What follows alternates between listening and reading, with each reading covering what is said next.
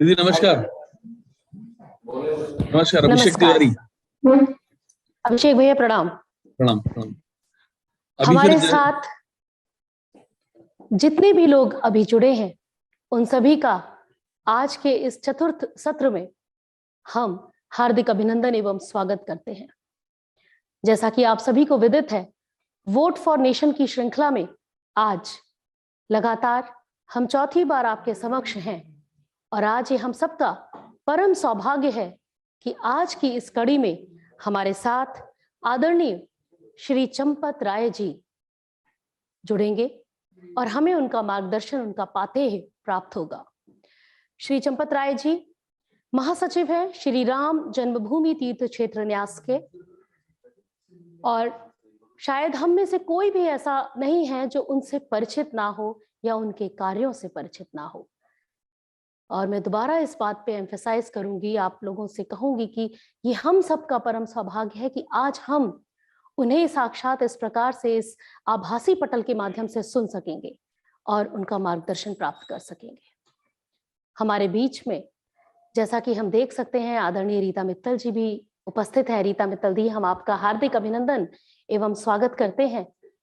हमारे साथ लगातार पिछले 4 दिनों से हमारे प्रदेश के ही और साथ ही साथ देश से बहुत से जिलों से नामी गिरामी लोग, एक अपनी पहचान रखने वाले लोग लगातार जुड़ रहे हैं। हमारे बीच में बहुत से माननीय अतिथि हैं। इशिका जी बहुत शीघ्र हमारे बीच में होंगी और इशिका जी राम स्तुति के साथ आज इस कार्यक्रम का प्रारंभ करेंगी। इशिका जी, अगर आप हमारे साथ जुड़ चुकी हैं तो एक बार अपना हैंड रेज करके हमें बताइए कि आप हमारे साथ हैं, क्योंकि बहुत सारे लोग जुड़े हैं तो ऐसे में हम लोगों को ढूंढ पाना मुश्किल होता है। अगर आप हैंड रेज करेंगी तो आप कुछ चुने हुए लोगों में आ जाएंगी। इशिका बहुत शीघ्र हमारे बीच में होंगी। तो जैसा हम बता रहे थे, राम राज्य को तुलसीदास जी ने रामचरितमानस में बहुत ही विस्तार से परिभाषित किया है। इसका उद्भव उन्होंने वेदोक्त जो हम लोगों के कण-कण में बसा है, सर्वे भवन्तु सुखिनः सर्वे सन्तु निरामयः सर्वे भद्राणि पश्यन्तु मा कश्चित् दुख भाग भवेत्, इस पंक्तियों में निहित है राम राज्य का उद्देश्य। राम राज की परिभाषा इन पंक्तियों में निहित है। एक जगह वो कहते हैं, दैहिक दैविक भौतिक तापा राम राज्य काहू ही नहीं व्यापा। राम राज्य कहाँ नहीं है, सच बात है।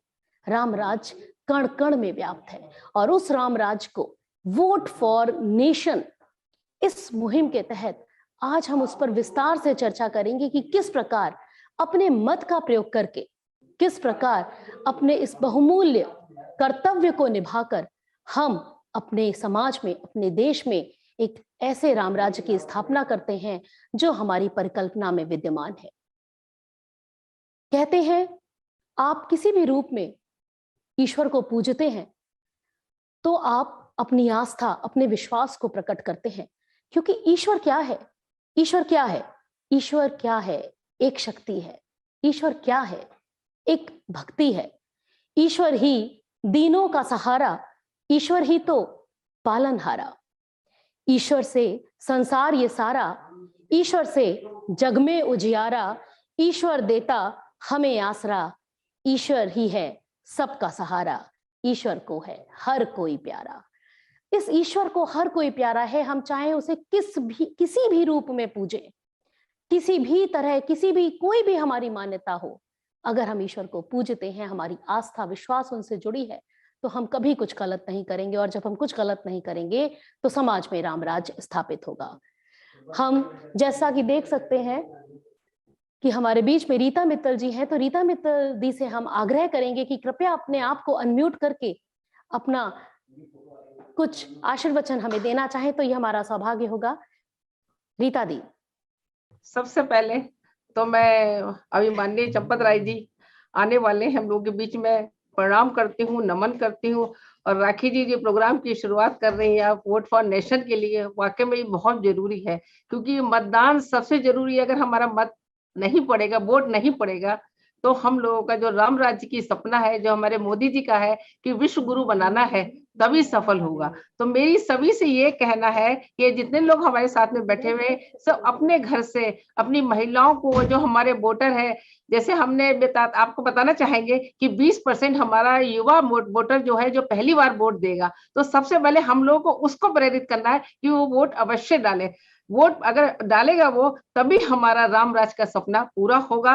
और जो हम लोगों ने अयोध्या में बनाया है, राम जी को लाए हैं, तो हम चाहेंगे इस बार हमारी योगी सरकार आए और हमारा राम राज का सपना पूरा हो। और मोदी जी के सपने को भी हमें 24 में पूरा करना है। तो मैं सभी से ये प्रार्थना करूंगी कि आप लोग लग जाइए, गली मोहल्लों में जाइए और लोगों से वोट डालने की कहिए कि वोट जरूर डालें। ये नहीं कि अपना घर में बैठे रहे सोचेंगे चलो ठीक है समय आएगा डाल देंगे, और उससे पहले वो वोट सुबह उठे और वोट डालें। यही मेरा कहना है माताओं से, बहनों से, भाइयों से। सभी को मेरा नमन, फिर से दोबारा से प्रणाम। बहुत बहुत धन्यवाद दीदी। आदरणीय भाई साहब, आपका हार्दिक अभिनंदन एवं स्वागत।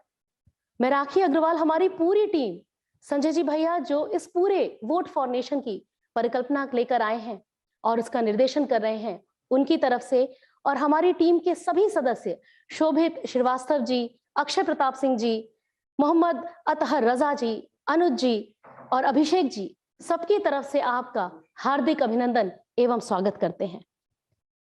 आज हमारा ये परम सौभाग्य है कि आदरणीय चंपत राय जी, श्री चंपत राय जी हमारे बीच में हैं। श्री चंपत राय जी महासचिव हैं श्री राम जन्मभूमि तीर्थ क्षेत्र न्यास के। आज उन्हें अपने बीच में पाकर हमें बहुत ही गौरवान्वित महसूस हो रहा है। आदरणीय, हम आपको बताना चाहेंगे कि वोट फॉर नेशन की ये जो श्रृंखला हम लोगों ने करी, उसका प्रारंभ हम लोगों ने 4 दिन पूर्व किया। प्रथम सत्र में हमारे साथ आदरणीय पुष्पेंद्र कुलश्रेष्ठ जी थे और द्वितीय सत्र में सुबही खान का मार्गदर्शन प्राप्त हुआ, और कल के सत्र में यानी कि तृतीय सत्र में हमारे साथ परमवीर चक्र विजेता आदरणीय श्री योगेंद्र सिंह यादव जी और major general Ajay Kumar Chaturvedi ji AVSM VSM जुड़े थे। और आज हम सबका परम सौभाग्य है कि आज आप हमारे बीच में हैं। हम आपका एक बार पुनः हार्दिक अभिनंदन और वंदन करते हैं। और मैं चाहूंगी अगर इशिका जी आप हमारे बीच में उपस्थित हो चुकी हैं तो अपना हैंड रेज करें, जिससे राम स्तुति के साथ हम इस कार्यक्रम का प्रारंभ कर सकें। इशिका जी।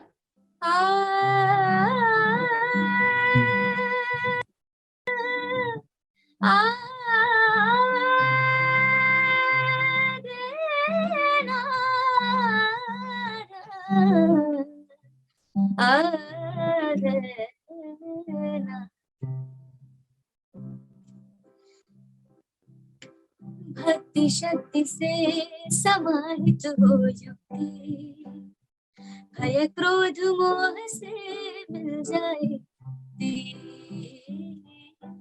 भक्ति शक्ति से समाहित हो युक्ति, भय क्रोध मोह से मिल जाए। हो जय घोष सत्य का चहुओर, आओ प्रण कर चले हम राम राज की ओर, हम राम राज की। विश्व के नभ पे चमकेगा भारत का संदेश, प्रेम योग संयोग यही श्री राम का देश।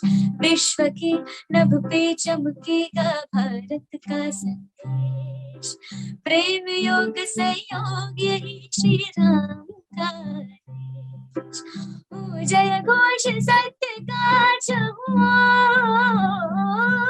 आओ प्रण कर चले हम राम राज की ओर, हम राम राज की।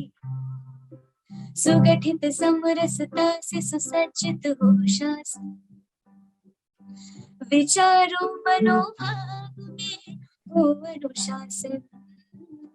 सुगठित समरसता से सुसज्जित हो शासन,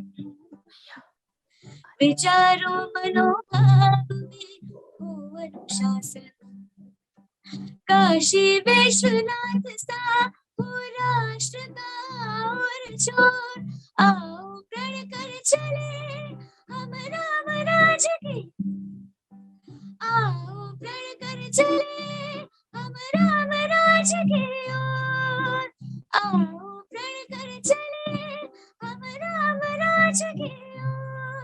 हम राम राज की ओर, हम राम राज की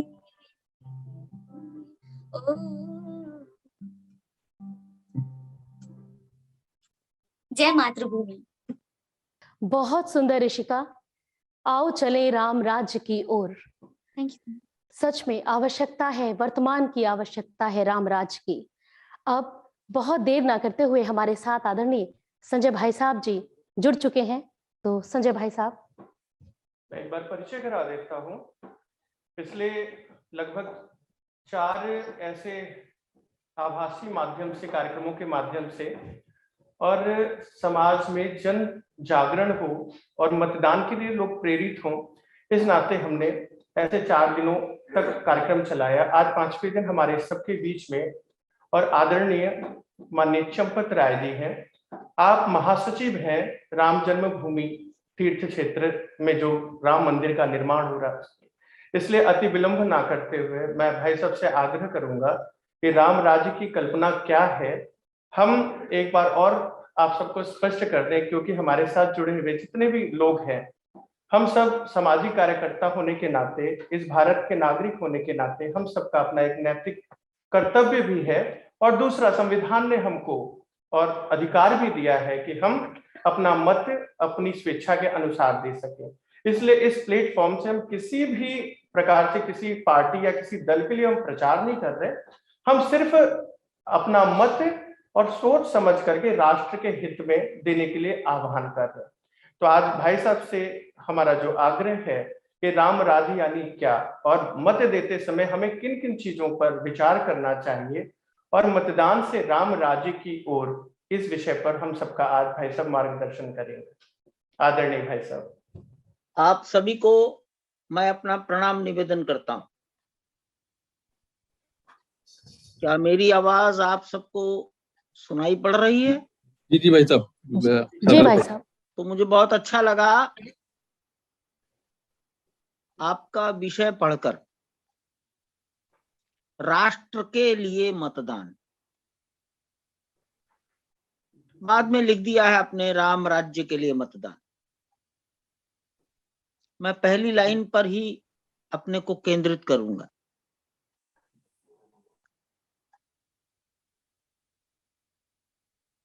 किसी भी व्यवस्था, किसी भी समाज को व्यवस्था तो चाहिए।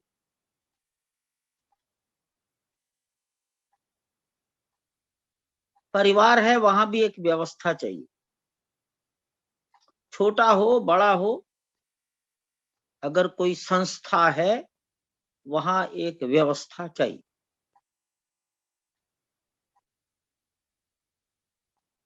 देश तो बहुत बड़ी चीज है, वहां भी एक व्यवस्था चाहिए।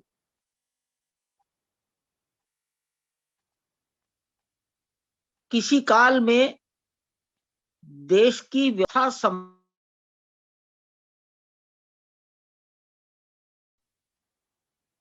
उसकी संज्ञा राजा थी, महाराजा थी, और उनके चयन की भी कोई ना कोई पद्धति थी। जिस युग में हम जी रहे हैं, व्यवस्था का दायित्व देने की जिम्मेदारी समाज पर आ गई।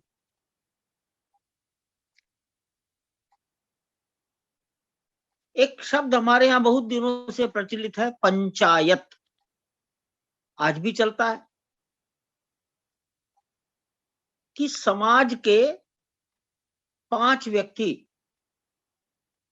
ये 5 व्यक्ति पूरे समाज को प्रेजेंट करते थे, उनका प्रतिनिधित्व करते थे। वो मिलकर व्यवस्था चलाते थे। ग्राम पंचायत, नगर पंचायत, ये पंचायत शब्द आज भी है। तो व्यवस्था एक आवश्यक चीज है। समाज को जिम्मेदारी मिली है कि आप व्यवस्था के दायित्व के लिए छांट लीजिए, किसी को चयन कर लीजिए, और इसलिए जनता को अपना प्रतिनिधि चुनने की जिम्मेदारी दी गई। अब इसमें बड़े अनेक पहलू हैं इसके, उस पहलुओं पर तो अभी जाने की कोई आवश्यकता नहीं है, कोई फायदा नहीं है। लेकिन तो भी जिसको चुनते हैं वो जनता का प्रतिनिधि मान लिया जाता है। ये सारे प्रतिनिधि बैठकर अपना एक कोई मुखिया तय कर लेते हैं। वो मुखिया ही कलयुग में, आप उसे मुख्यमंत्री कहें, प्रधानमंत्री कहें, वही राजा है। उसके ऊपर सब प्रकार की जिम्मेदारियां हैं देश में व्यवस्था करने की।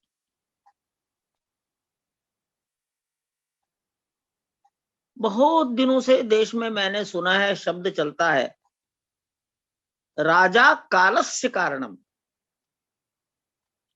राजा काल का कारण है। आज देश में जो कुछ हो रहा है इसका कारण राजा है। राजा कालस्य कारणम। तो अगर राजा काल का कारण है तो राजा कैसा होना चाहिए, इस बारे में बहुत सावधानता की आवश्यकता है। समाज के अंदर कुछ लोग ऐसे हैं जिनको ये लगता है क्या लाभ है, सब खराब है, और सब में कोई ना कोई बुराई उनके विचारों में रहती है। इसलिए चूंकि सभी खराब हैं तो वो अपने को इस व्यवस्था से अलग मान लेते हैं, और वो समझते ही नहीं कि हमें अपना प्रतिनिधि चुनने में अपनी कोई भूमिका निर्वाह करनी चाहिए।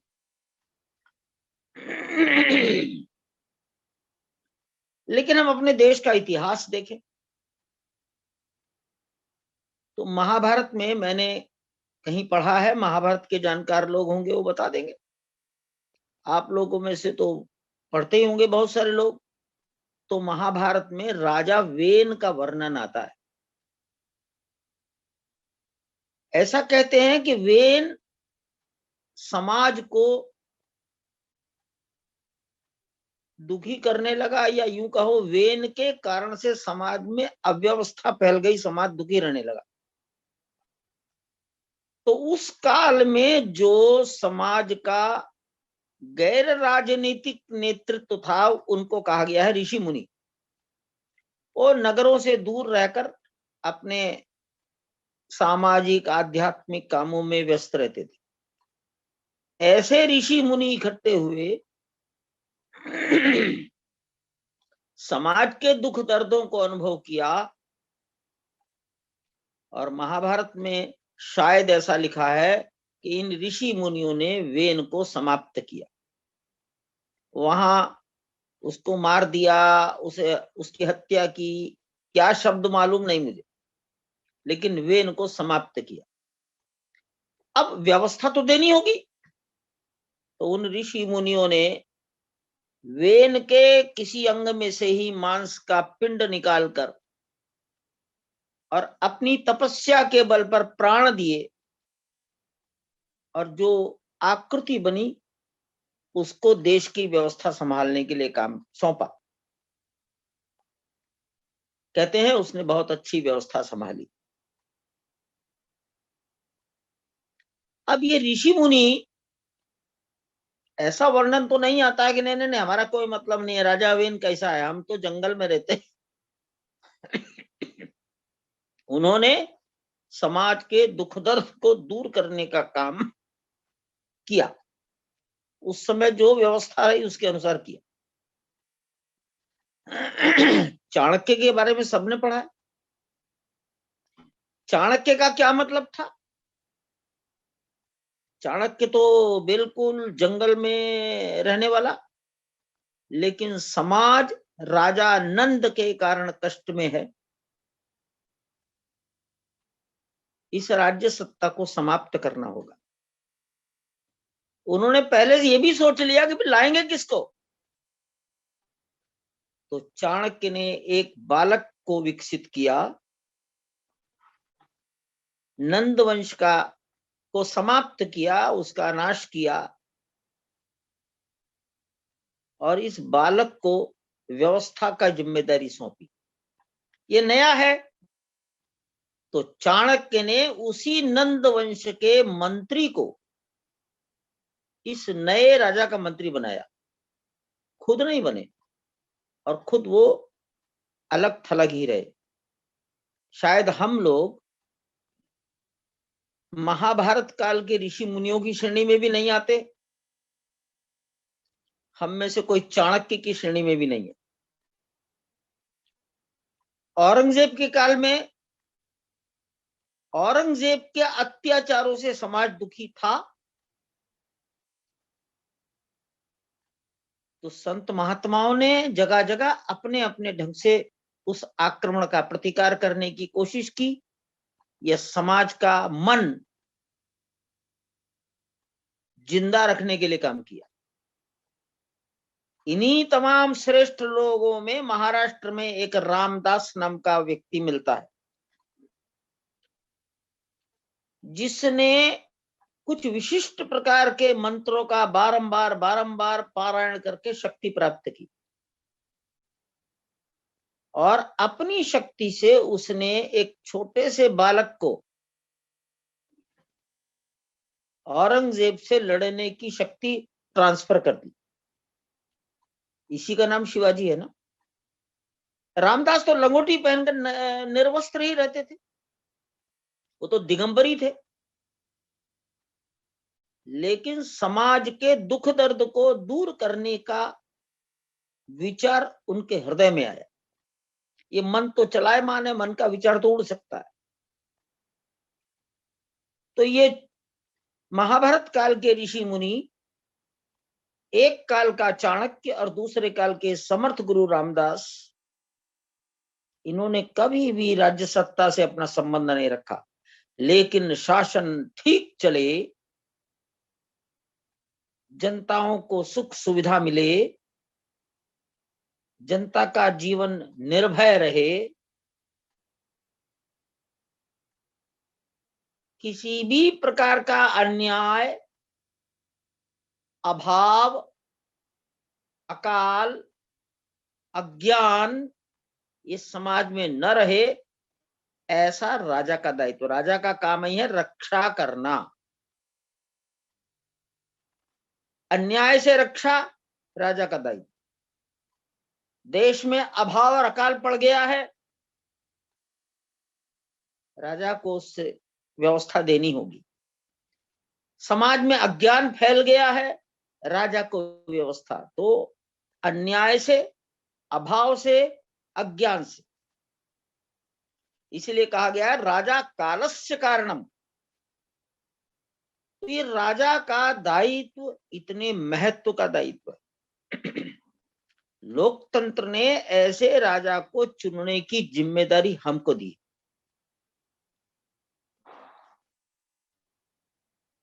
एक दूसरा पहलू मैं लेता हूं, जो मैंने रामचरितमानस में से मैंने सीखा। आप सबके विचार अलग अलग हो सकते हैं। रामचरितमानस में तुलसीदास जी ऐसा लिखते हैं कि जब राम को राज्याभिषेक की व्यवस्था का समाचार मिला, फैला, तो कैकई की दासी मंथरा को लगा कि ये तो गलत हो गया, ये तो भरत को गद्दी मिलनी चाहिए थी। और उसने कैकई के मन को अपने आकर्षण में अपने पक्ष में करने की कोशिश की। कैकई को खराब लगा है, कैकई ने अच्छा नहीं माना। और जब ये बात बहुत चली है, तो शायद कैकई ने मंथरा की ताड़ना की है। कैकई की ताड़ना के बाद मंथरा के मुख से तुलसीदास जी कुछ लिखवाते हैं, बोलते हैं। मानस में लिखा है, कौ नृप हो हमें का हानि, चेरी छाड़ी नहीं हो रानी। मंथरा कैकई को कहती है, तू नाराज क्यों होती है? हम तो तेरे भलाई के लिए काम कर रहे थे।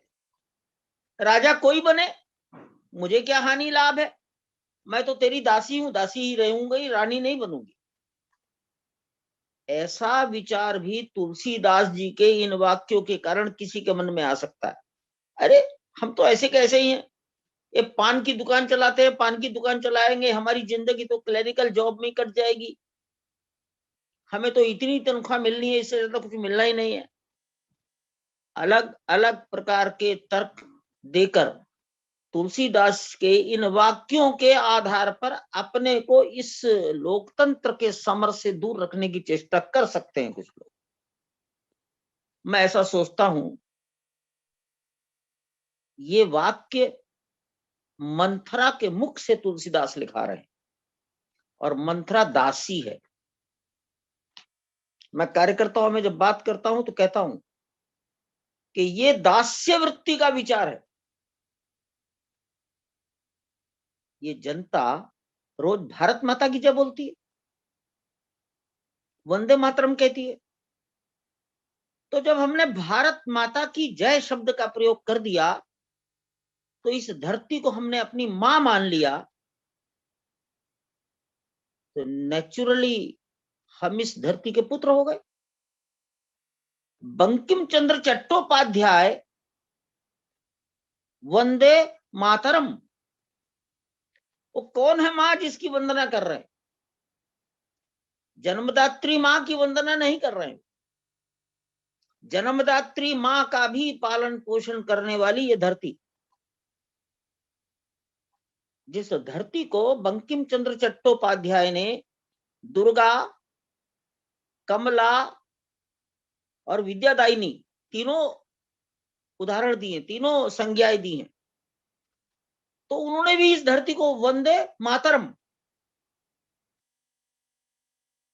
जब वंदे मातरम और भारत माता की जय बोलते हैं तो हम तो इस धरती मां के पुत्र हो गए। तो हमारी भूमिका दास्य की, कर्मचारी और नौकर की है कि धरती के पुत्र की है? हमको पुत्र रूप में व्यवहार करके इस मातृभूमि की, इस माता की सुव्यवस्था के बारे में विचार करना है। हमारा वोट यानी हमारा एक निशान अपनी मां की व्यवस्था का दायित्व हम किसको दे रहे हैं? मां की व्यवस्था का क्या अर्थ है? आपने बहुत अच्छा लिख दिया, राष्ट्र। इस मां की व्यवस्था का एक अर्थ है, इस माता की सीमाएं हैं, उन सीमाओं की रक्षा, कहीं कमजोर ना पड़ जाएं। अगर सीमाओं की रक्षा में राजा कमजोर पड़ गया तो दूसरे देश के जो पड़ोसी हैं वो सीमाओं में प्रवेश कर जाएंगे। 1962 में चीन ने किया, 1947-48 में कश्मीर का एक हिस्सा इसी कारण चला गया।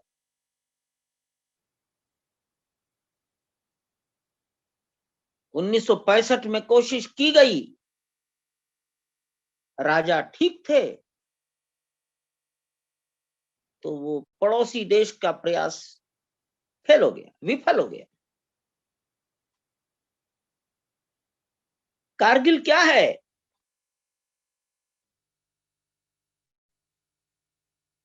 राजा अगर ठीक है तो कुछ जवानों ने अपना खून देकर उस ऐसी पहाड़ी की रक्षा कर ली जो भारत का हिस्सा है। सीमाओं की रक्षा ये राजा का पहला कर्तव्य। अब इस भूखंड में एक मनुष्यों का समाज रहता है। ये मनुष्यों का समाज भी निर्भय, भय से भी मुक्त रहे, अभाव से भी मुक्त रहे, अर्थात उसको भोजन पर्याप्त मिले, फल है, औषधि है, दूध है, जो भी जीवन की आवश्यकताएं हैं। 1965 का विचार करो, 1965 के पहले भारतवर्ष में अपना पेट भरने के लिए अन्न पैदा नहीं होता था। राजा तो पहले भी था, अमेरिका और ऑस्ट्रेलिया से गेहूं आता था।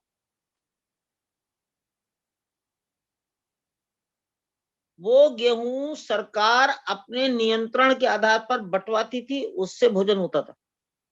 मैंने वो काल देखा है। 1965 में पड़ोसी देश ने भारत की सीमाओं पर आक्रमण कर दिया। तब तक देश का प्रधानमंत्री दायित्व एक छोटे से कद के लाल बहादुर शास्त्री पर आ चुका था। लाल बहादुर शास्त्री ने देश को नारा दिया, एक समय का अन्न त्याग दो, एक सप्ताह में एक समय का अन्न त्याग दो। और मेरी स्मृति अगर ठीक है तो सोमवार के दिन कहा उन्होंने। देश के अंदर जय जवान जय किसान, जय जवान जय किसान का नारा लग गया। 1962 में क्यों नहीं लगा? राजा कालस्य कारणम।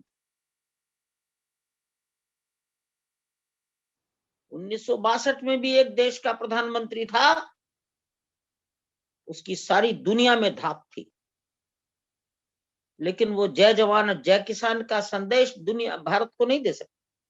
छोटे कद के शास्त्री जी ने कहा, एक समय का अन्न त्याग दो, और अमेरिका को कहा, आपको अन्न भेजना है भेजो, नहीं भेजना चाहते हो बंद कर दो।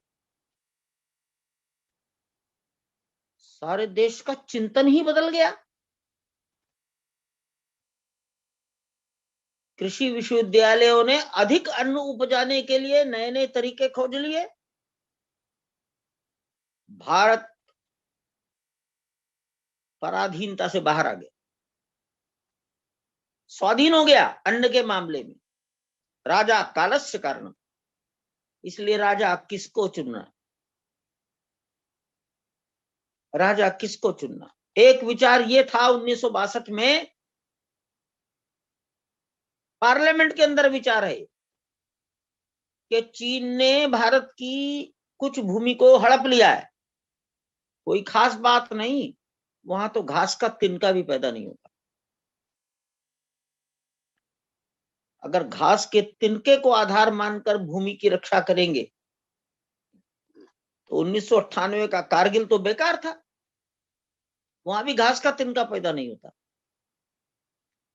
तो पार्लियामेंट में एक व्यक्ति ने उत्तर दिया है इस वाक्य का कि मेरे सर की अंदर भी एक बाल नहीं है, कोई मेरे सर को छू नहीं सकता, मेरा सम्मान है ये सर।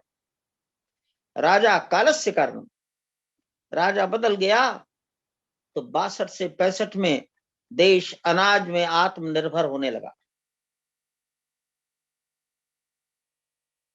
चीन के बारे में हमारी क्या धारणा है? चीन बड़ा ताकतवर है, लेकिन ये डोकलाम क्या हुआ? चीन के प्रधानमंत्री से वार्तालाप भी चलती रही और डोकलाम पर आमना सामना भी चलता रहा। डोकलाम तो भारत का अंदर नहीं है, वो तो भूटान का है, लेकिन हम सीधे, हमारे सम्मान और हमारी सुरक्षा सीधे जुड़ी थी राजा कालस्य कारण। इसलिए हमारी भूमिका दास की नहीं है, हम पुत्रवत हैं। भारत माता की जय बोलने का अर्थ है हम इस धरती को अपनी मां कहते हैं, तो हमारा रिश्ता तय हो गया पुत्र। तो पुत्र अपने दायित्व से मुकर नहीं सकता, उसको इस मां की रक्षा के लिए अपने कर्तव्य का पालन करना ही चाहिए। अगर हम कर्तव्य में ढिलाई करते हैं तो माता और पुत्र के रिश्ते में अंतर आ रहा है। इसलिए एक राष्ट्र शब्द में तीसरी चीज और आती है,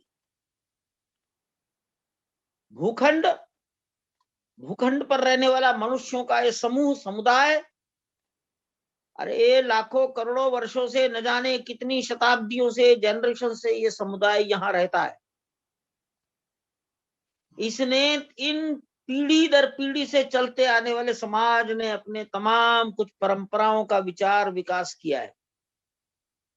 अगर वो परंपराएं जिंदी हैं तो ये मनुष्यों का समुदाय जिंदा है। अगर वो परंपराएं मर गई तो भूमि भी रहेगी और आदमी भी रहेगा, परंतु राष्ट्र नहीं रहेगा। तो अगर हम राष्ट्र के लिए मतदान चाहते हैं तो इसका अर्थ है हम राष्ट्र की रक्षा चाहते हैं, तभी तो राष्ट्र शब्द लिखा।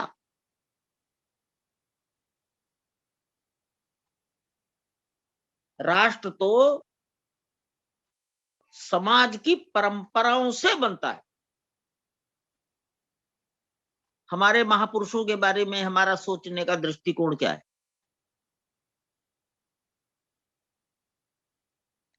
हमारे निजी जीवन में, हमारे पारिवारिक जीवन में, हमारे व्यावसायिक जीवन में, सामाजिक जीवन में ऋषि मुनियों ने हमें कैसा व्यवहार करने के लिए दिशा निर्देश दिए हैं।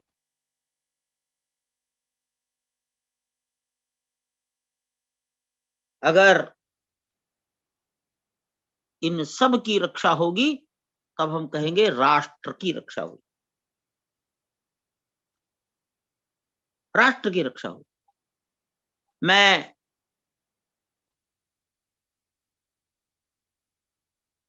बहुत अधिक तो इसकी व्याख्या करना उचित नहीं है।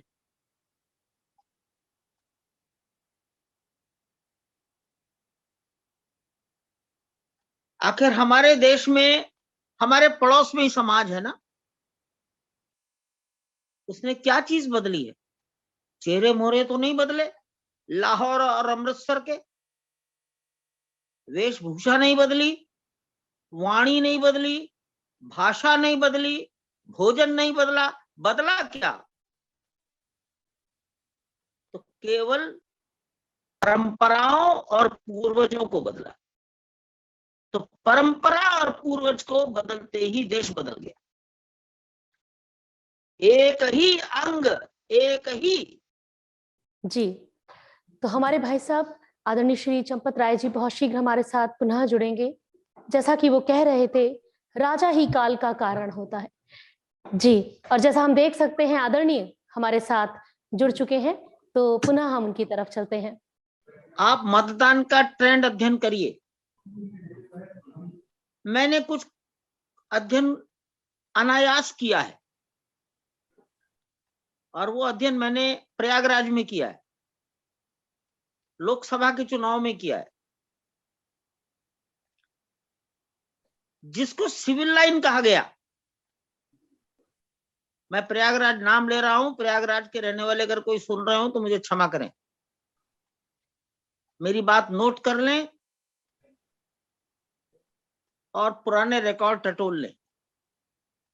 जिसको सिविल लाइन कहा गया, जहां कोठियां हैं, बहुत पढ़े लिखे लोग रहते हैं, सामाजिक प्रतिष्ठा जिनकी ज्यादा है, अधिक धन है, परिवार में अधिक सुविधाएं हैं, उस बूथ का पोलिंग परसेंटेज 20 से कम रहता है।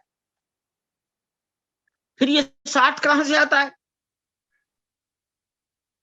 और ये 20% लोग ही देश का वो ब्रेन है जो देश की नीतियों पर, अच्छाइयों पर, बुराइयों पर भरपूर चर्चा करता है। देश ही नहीं, देश के विदेशों से रिश्ते कैसे हों, इस पर भी सर्वाधिक जो चर्चा करते हैं। आप ऐसे लोगों की कॉलोनीज, टावर्स का अगर अध्ययन करें तो उनका पोलिंग बहुत कम है, 20%, उससे कम। बाकी ये लोग कौन है? तो जिनको नीतियों से कोई लेना देना नहीं। 4 लोग घर आते हैं, उनके मुखिया को तय कर लेते हैं और सवेरे उनको लाइन में ले जाकर खड़ा कर देते हैं। मेरे पास बहुत सटीक उदाहरण है, आप सब इन बातों को जानते हैं, दोहराने की कोई आवश्यकता नहीं। वो नीतियों की चर्चा नहीं करते, वो किसी चीज से परेशान नहीं होते, वो तो गरीबी के कारण परेशानी में रहने के अभ्यस्त हो चुके हैं। ऐसे लोगों का पोलिंग जाता है 70-80%। कुछ मिडिल क्लास फैमिलीज का बढ़ जाता है, लेकिन जो इस देश की नीतियों पर सर्वाधिक समय व्यस्त अपना खर्च करते हैं, ऐसे बूथ का पोलिंग 15 से 20 जाता है। और इसलिए राज्य सत्ता लोकतंत्र में संभालने वाले लोग सोचते हैं कि हमको तो चिंता उनकी करनी चाहिए जिन्होंने हमको भरपूर वोट दिया है। 15% वोट देने वाले लोगों की चिंता फिर कौन करेगा। मैं ओपिनियन मेकर आजकल शब्द चलता है, तो ये जो ओपिनियन मेकर हैं, इनसे निवेदन करना चाहूंगा कि अपना पोलिंग परसेंटेज बढ़ाइए, बढ़ाइए। ये पोलिंग परसेंटेज 80 तक जा सकता है। तो जितनी मात्रा में हमारा पोलिंग अच्छा होगा, लोकतंत्र उतना मजबूत होगा। लोकतंत्र में एक बात और है जो हम विश्लेषण करते हैं, मैंने अपने पुराने लोगों से सुना है, हम आदमी को वोट दे रहे हैं कि व्यवस्था के लिए वोट दे रहे हैं। ये आदमी सब मिल बैठकर अपना एक मुखिया चुनेंगे। तो हमारी दृष्टि होनी चाहिए एक आदमी पर नहीं, इससे बड़ा जो एक बड़ा सर्किल बनेगा, उसकी जो नीतियां बनेगी उसको वोट देना चाहिए। हाँ, अगर लंबे अनुभव के बाद लगता है कि वो बड़ा सर्किल जो बनता है, जिसे आज के काल में पार्टी कहते हैं, वह भी ऐसा ही है, तब समाज को स्वतंत्र निर्णय लेना चाहिए। अन्यथा हम व्यक्तियों को वोट नहीं देते, हम एक व्यवस्था और विचार को वोट देते हैं। व्यक्तियों से थोड़ी बहुत नाराजगी होती है। आज के काल की एक बड़ी कठिनाई पैदा हो गई है।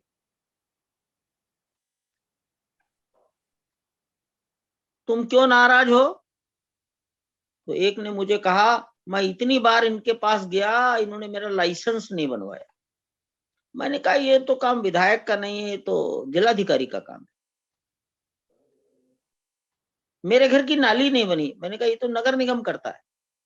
नगर पंचायत, जिला पंचायत क्या करती है अगर यही काम विधायक करेगा? मन को कष्ट होता है। 70 साल के बाद भी देश के अंदर ऐसा विचार अभी जीवित है। प्रारंभिक काल होगा, अब हम बहुत आगे बढ़ चुके हैं और देश में प्रत्येक पढ़े लिखे नौजवान को जागरूक होना चाहिए। पहला काम, जिस दिन आपके क्षेत्र में पोलिंग है, कम से कम 1 सप्ताह पहले अपने सब कार्यक्रम बाहर घूमने के कम करो, रद्द करो। आजकल शब्द चल पड़ा पिकनिक डे। मैं बहुत दिनों से पिकनिक डे बोलता हूं। इसको पिकनिक डे मत बनाओ, हॉलीडे मत बनाओ। ये अन्य दिनों की तुलना में अधिक गंभीरता से आचरण करने का दिन। और जिस क्षेत्र में आप रहते हैं, एक एक व्यक्ति को मानसिक रूप से तैयार करो, वोट अवश्य डालने जाओ। आप अपना वोट किसे देते हो ये महत्वपूर्ण नहीं है, महत्वपूर्ण है कि आप वोट डालते हैं। देते हो। पोलिंग का परसेंटेज बढ़ना चाहिए। सामान्यतः लोग, लिखा है, नौजवान बच्चे जहाँ कई बूथ लोग पर काम करते हैं तो थक जाते हैं, ऊब जाते हैं। तो मैं दूसरा निवेदन करूंगा, दोपहर के बाद बूथ पर सवेरे से जमने वाले नौजवानों को हिम्मत बढ़ाने का काम करो। जो घर में बैठे हैं लोग, छूट गए हैं, उनको घर से लाकर पोलिंग पर खड़ा करने का काम करो। वोट अवश्य पड़े।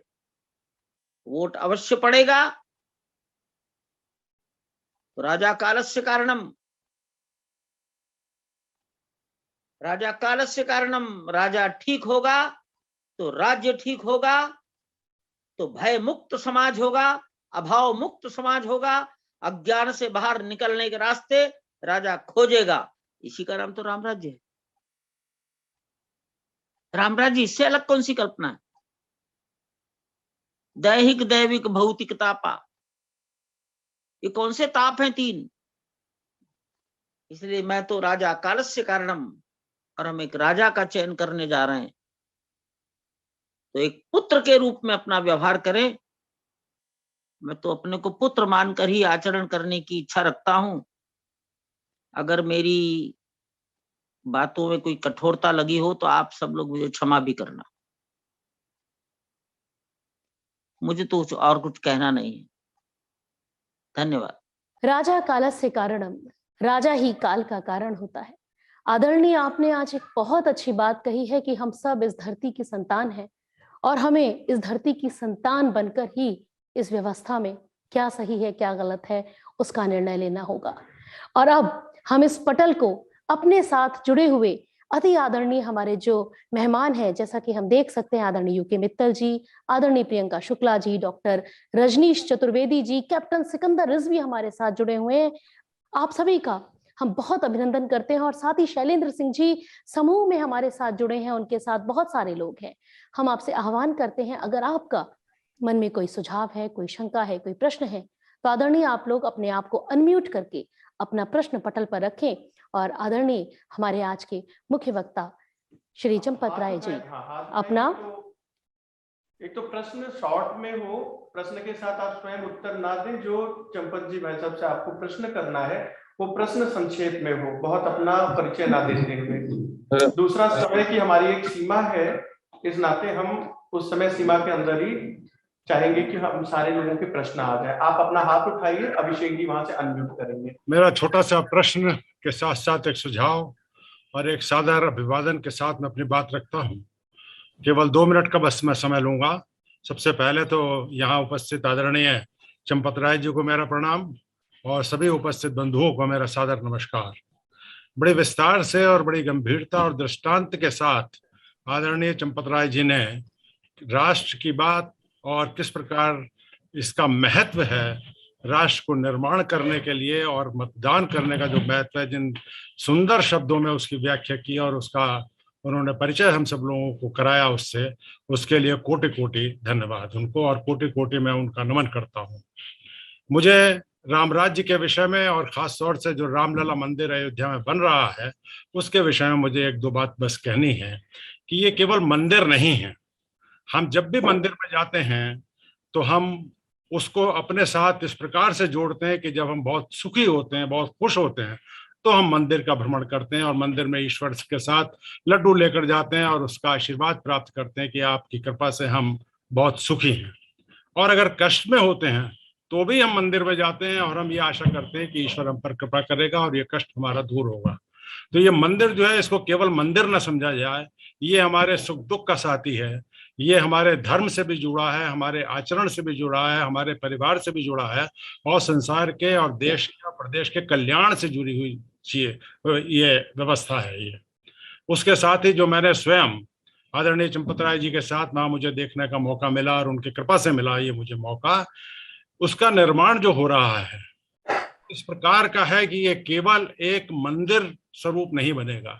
मैं समझता हूँ कि आगे आने वाले कम से कम 500 वर्ष या 1000 वर्ष की एक ये व्यवस्था होगी और शायद ये गिना जाएगा कि ये भी एक भारत की अमूल्य धरोहर है और इसकी गिनती जो हमारे देश के क्या कहिए जो हमारे संस्कार के जो अद्भुत निशान हैं जैसा ताजमहल, उससे भी आगे बढ़कर इसकी एक गिनती होगी और उसी के साथ आदरणीय चंपत राय जी का नाम भी इतिहास में अमर होगा और अमर रहेगा। ये हम समझते हैं, हो सकता है उस रूप में हम उसको देखने के लिए शायद जीवित न रहेंगे, लेकिन ये निश्चित रूप से देश के लिए, प्रदेश के लिए, संसार के लिए की व्यवस्था बनेगी।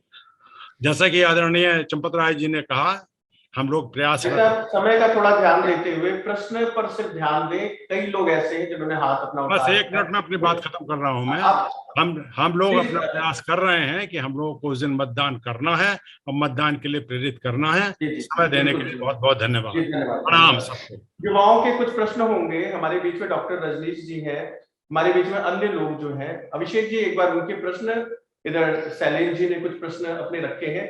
कोई जानकारी चाहिए हो राम मंदिर से संबंधित हो, या फिर भाई साहब से जो चीजें हमको प्राप्त हो सकती है, उनके उद्बोधन में हमें पर्याप्त चीजें मिली हैं।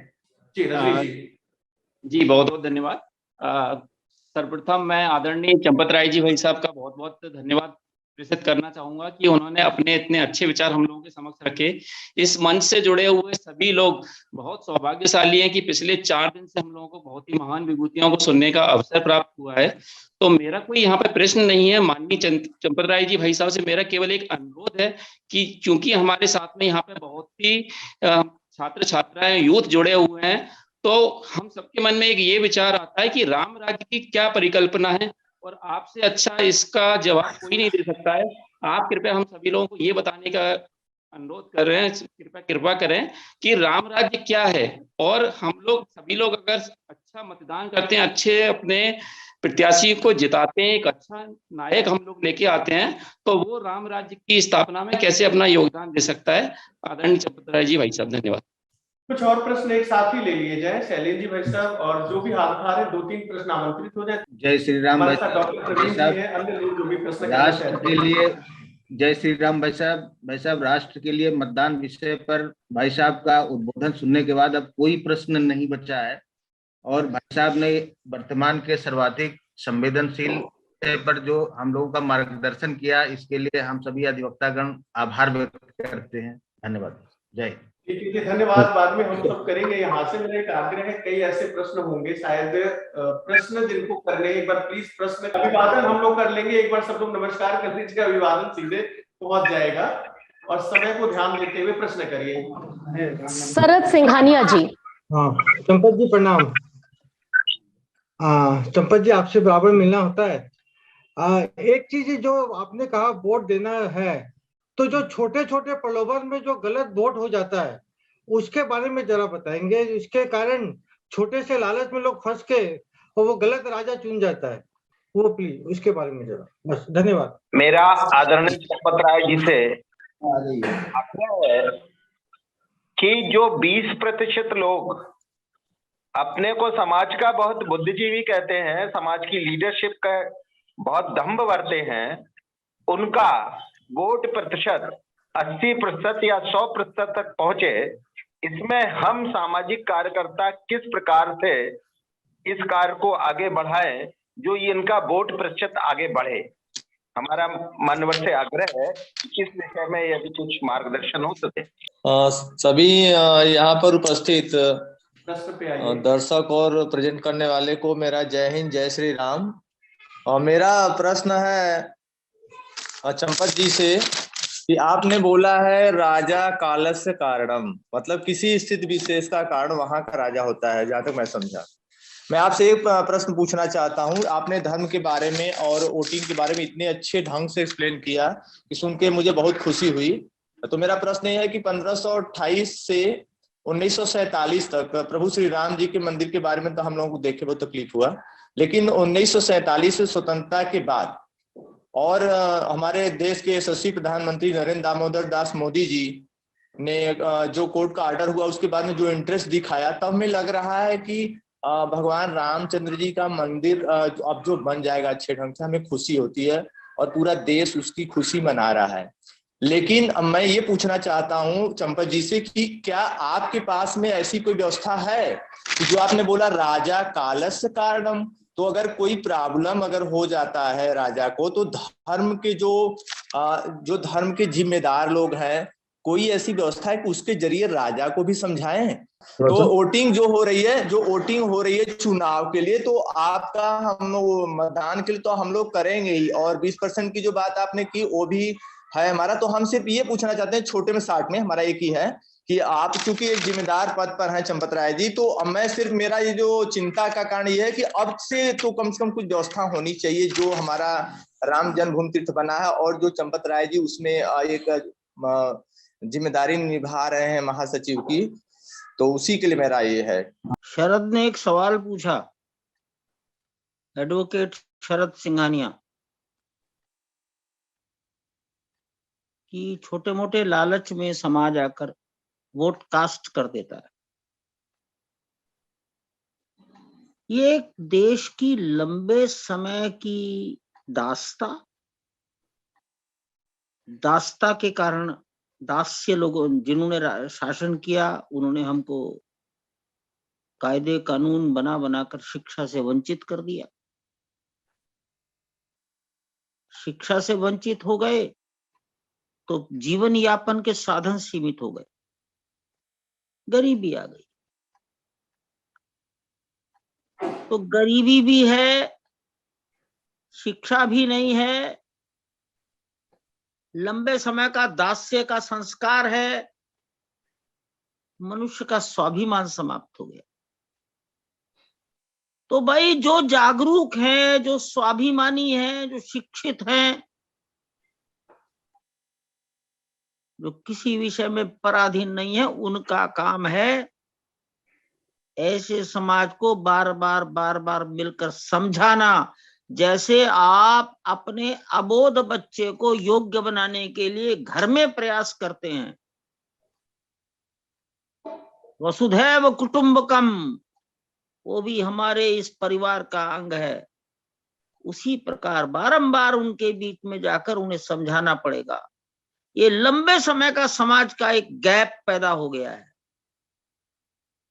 और उसमें अपने संपर्कों के माध्यम से उस समाज का हृदय जीते, वो हम पर भरोसा करे तो हमारी बात मानेगा, छोटे मोटे लालच में नहीं फंसेगा। इसके अलावा मुझे कोई मार्ग मेरी बुद्धि में तो आता नहीं। एक ही मार्ग है, बारंबार जाओ, बारंबार समझाओ और उनका हृदय जीतो, उनको समझाओ और उनको ठीक रास्ते पर ले आओ।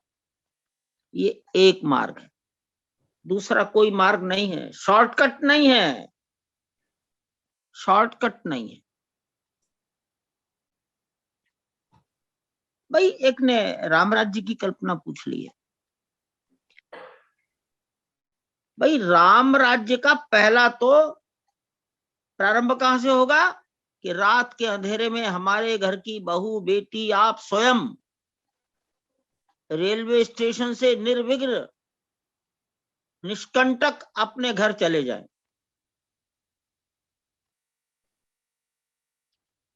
मैं एक परिवार में गया दिल्ली में, जाता ही रहता हूं, मेरा काम ही घरों में जाना। मैंने पूछा तेरा छोटा बच्चा खेलता कहाँ है? उसने दिखाया कि ये मेरे घर का जो आंगन है इसी में खेलता है। मैंने कहा तुम्हारे घर के सामने तो इतना बड़ा पार्क है, कहते वहां हमको जाना पड़ेगा, हमें क्या मालूम बच्चा वहां से लौट कर आएगा कि नहीं आएगा। अगर देश के अंदर इस प्रकार का मन में विचार बैठा है तो राम राज्य कहाँ है? राम राज्य का संबंध राजा से तो है, लेकिन राम राज्य का संबंध हमारे व्यक्तिगत आचरण से भी है। मनुष्य इंडिविजुअली कुछ भी करे और सारी जिम्मेदारियां राजा के ऊपर थोपता रहे, ऐसा नहीं है, ऐसा नहीं है। हमको कैसा समाज चाहिए, हमें कैसी व्यवस्था चाहिए, उसमें हमारी भूमिका क्या है। तो हम भी राम राज्य का एक राम राज्य कैसा था, तो ऐसा प्रसंग आता है कि किसी ऋषि से राम की वार्ता हो रही है। लक्ष्मण को कहा जाता है तुम बाहर चौकीदारी करो और जब तक हमारी वार्ता चलती है तब तक कोई अंदर ना आए। वर्णन ऐसा मैंने सुना है कि तब तक कोई दूसरे ऋषि आ गए, राम से मिलने की इच्छा व्यक्त की। लक्ष्मण ने कहा वार्ता हो रही है। वार्ता पूरी होने के बाद ऋषि कहता है अगर तुमने मुझे रोका तो अभी भस्म कर दूंगा। और कहते हैं कि लक्ष्मण राजा को राम को सूचना देने के लिए चले गए। बात खत्म हो गई। अगले दिन राज दरबार बैठा और राजाज्ञा का उल्लंघन होने के लिए राम ने लक्ष्मण को दंडित किया। इसका नाम है राम राज्य। सही बात है। ऐसी व्यवस्था की मानसिक तैयारी हमारी आपकी है क्या?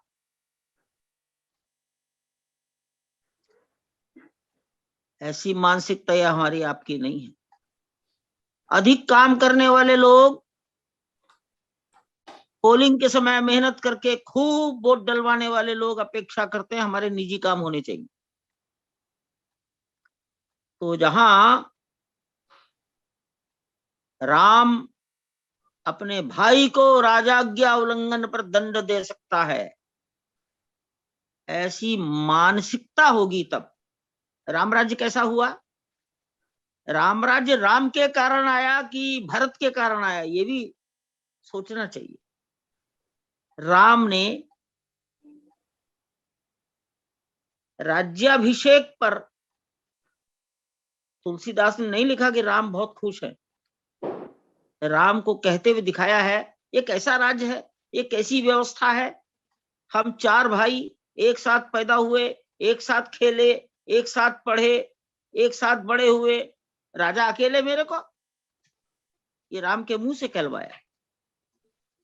और राम को जब वनवास की सूचना मिली तो राजा राम दुखी नहीं होते हैं।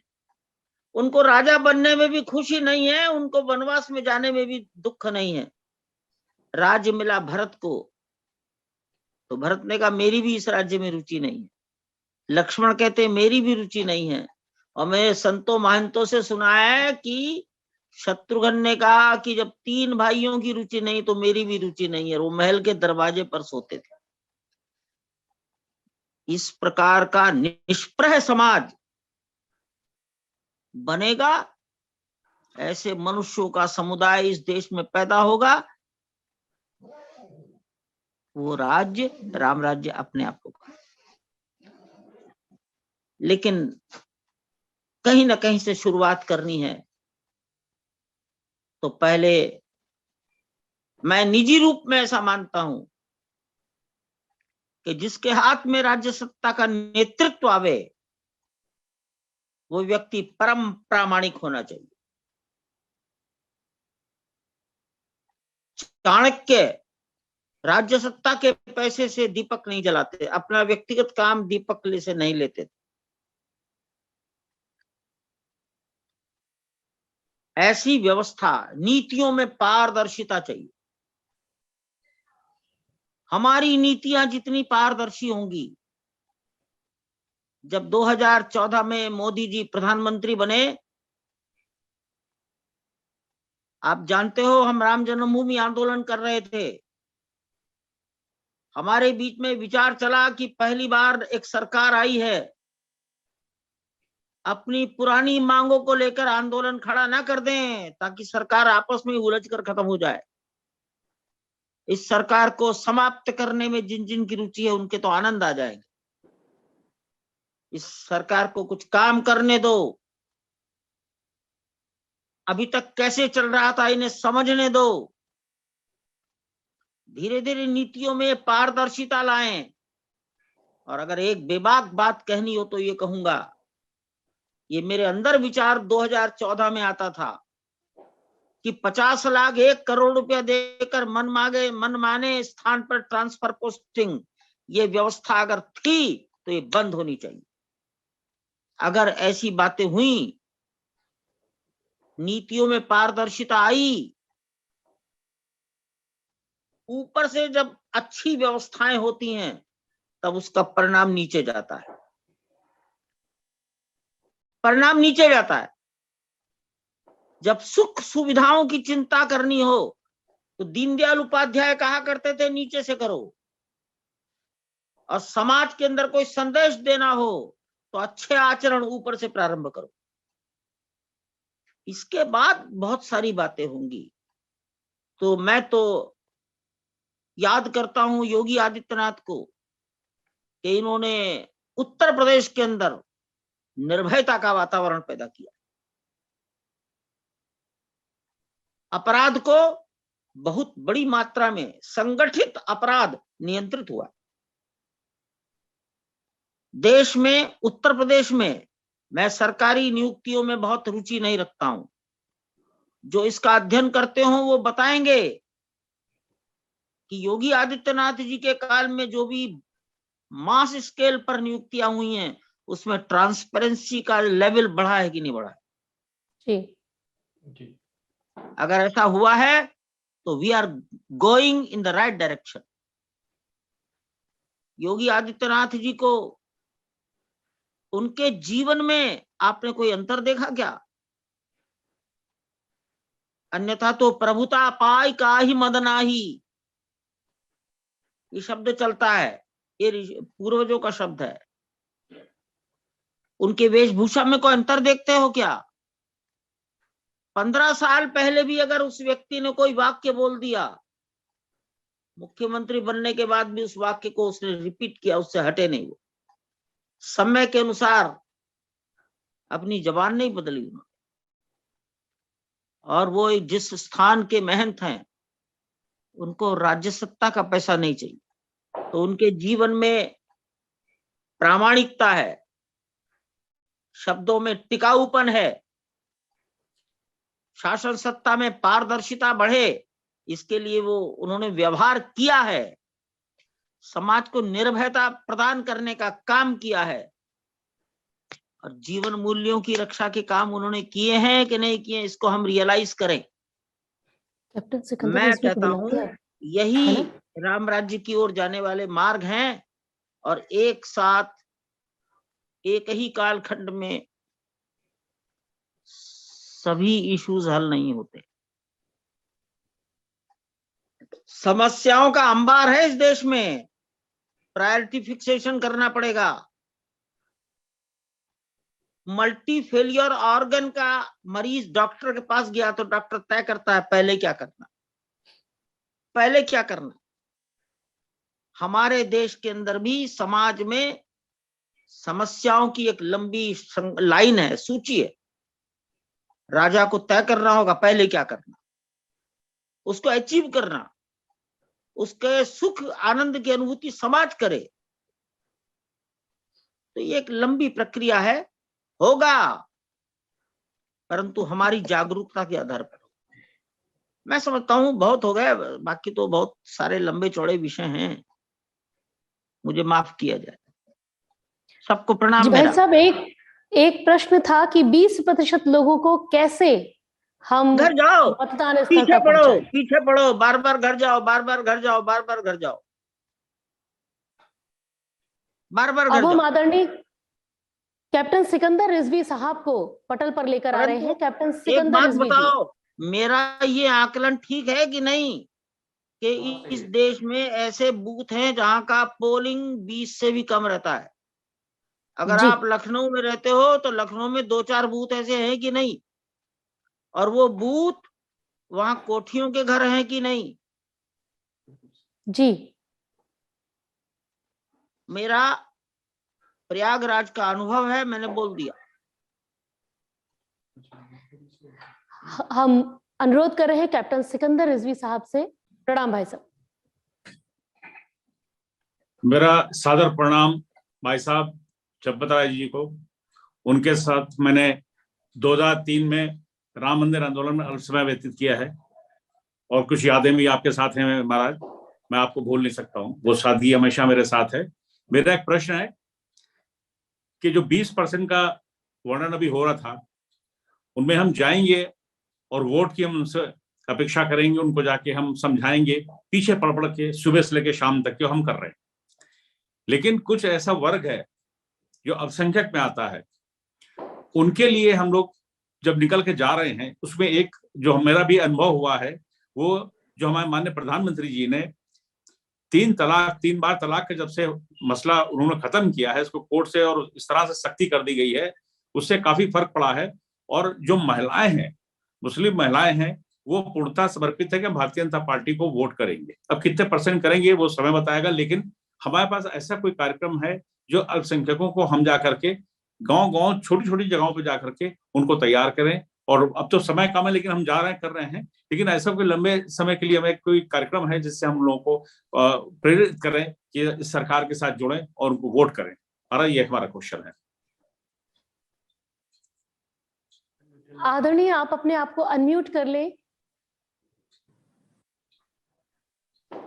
जी, जो सवाल है भाई साहब, वो सीधे सीधे राजनीतिक प्रयासों से है। मैं उस क्षेत्र का कार्यकर्ता नहीं, और मैं राजनीतिक दल का मेंबर भी नहीं, और मैं किसी राजनीतिक पार्टी का कोई स्पोक्स पर्सन भी नहीं, इसलिए मैं तो इस बारे में नहीं कह सकता। मैं एक ही बात जानता हूं अपने जीवन में, जब हम राम जन्मभूमि आंदोलन से जुड़े थे तो हमारी बात को मानने वालों की संख्या गिनी चुनी थी। बिल्कुल ठीक कह रहे हैं, ठीक कह रहे हैं आप। अधिकांश लोग तरह तरह के विचार व्यक्त करते थे। एक ऐसा विषय आ गया था, ये करा जाए या ना करा जाए। जिन लोगों के बीच में विचार चल रहा था, मैं भी बैठा था, मेरी आयु सबसे कम थी। मुझे भी बोलने के लिए कहा गया, तो मैंने ये कहा कि आप ये किया जाए और ये नहीं किया जाए। तो एक बात तय करो कि अभी तक जो 1528 से लेकर 1984 तक हमने सुना, वो हमारे पूर्वज झूठ की लड़ाई लड़ रहे थे, तो मत करो।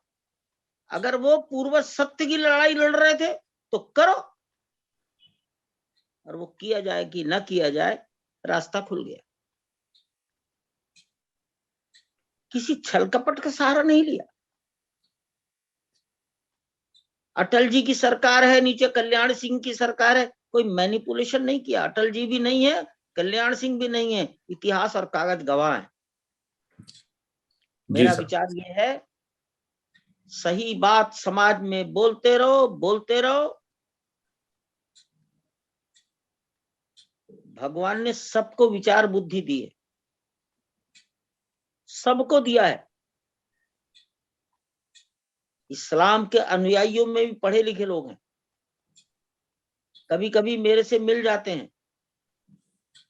कोई 2-4 नौजवान होते हैं, जेएनयू में मिल गए मुझे, तो मैंने कहा देखो एक ही बात तुम कर लो, 1000 साल की अपनी हिस्ट्री खोजो क्या है। मुझे एक भारतीय विद्वान ने कहा है, मैं उस विद्या का जानकार नहीं हूं, मैंने कोशिश नहीं की। उन्होंने कहा कि पाकिस्तान की कल्चरल हिस्ट्री खोज लो इंटरनेट पर। उन्होंने लिखा है कि हमारी जड़ें पाणिनी तक जाती हैं। समझाओ, काल के अनुसार बदलेगा, जल्दीबाजी में कुछ नहीं होगा, ये हमारा सोच है। लेकिन समझाने से सब होता है, समझाने से सब होता है। समझाने की भाषा अलग होती है, डिक्टेशन की भाषा अलग होती है।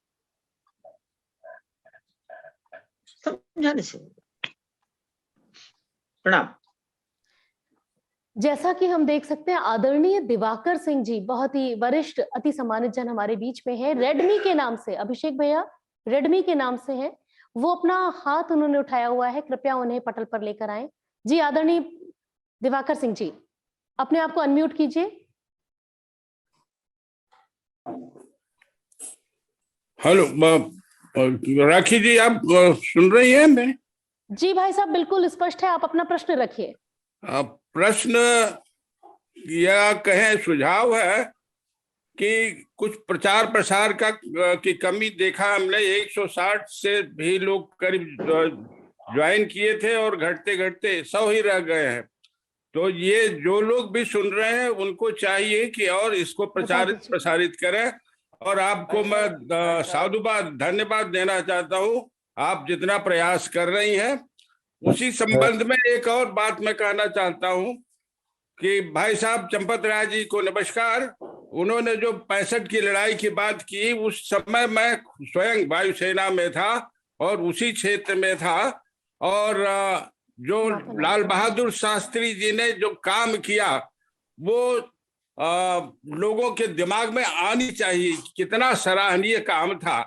दूसरा, 6 दिसंबर 92 को मैं स्वयं अयोध्या में था और नरसिम्हा राव जी की उनकी भी मैं तारीफ करूंगा। माननीय कल्याण सिंह जी और नरसिम्हा राव जी दोनों अगर नहीं होते तो ये असंभव था। ये हम लोगों को नरसिम्हा राव जिसको कहते हैं ना, सच में नरसिम्हा थे। और ये लाल बहादुर जी वास्तव में लाल थे। मेरा इतना ही कहना है। धन्यवाद। धन्यवाद भाई साहब। आज के इस कार्यक्रम में आने के लिए हम अपने चंपत राय जी भाई साहब का धन्यवाद कहते हैं परिवार की ओर से। और कुछ लोग जो जुड़े थे हमारे साथ, आज हमारे साथ अजय जी भाई साहब जुड़े हुए हैं गोरखपुर प्रांत से, सौरभ जी झांसी से हैं, नीरज जी फतेहपुर से है, विश्वजीत जी उरई से है, हमारे साथ मयंक जी चित्रकूट से है, विवेक जी सिद्धार्थ नगर, ऐसे प्रवीण जी औरैया। लगभग एक हमारे साथ 30-32 जिलों से लोग जुड़े थे। ये प्रसारण सीधे YouTube लिंक पर भी हो रहा है और उसका भी लिंक भेजा गया था। इस पे जिसको प्रश्न करना था उन लोगों को ही जोड़ने के लिए आग्रह किया गया था, अन्य लोगों को सर्कुलेट करने के लिए मना किया गया था। इस नाते आगे से YouTube चैनल पर जो भी प्रसारण हो कार्यक्रम का तो उसको जरूर देखें लाइव। उसमें आपको सारी जानकारी मिल जाएगी और कमेंट बॉक्स पे आप लोग कमेंट भी कर सकते हैं। सभी को प्रणाम। जय श्री राम।